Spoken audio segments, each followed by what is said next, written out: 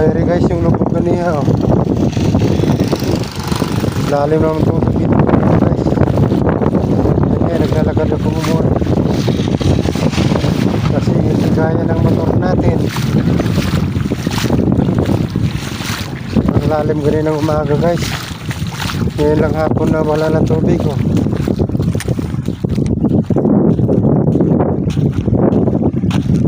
Ayun guys yun. Diyan nagagaling yung tubig. Sa tulis na.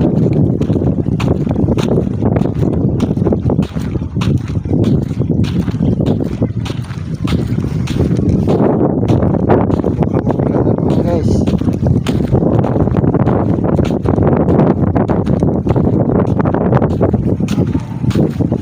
hirap maglakad guys, sakit siya pa.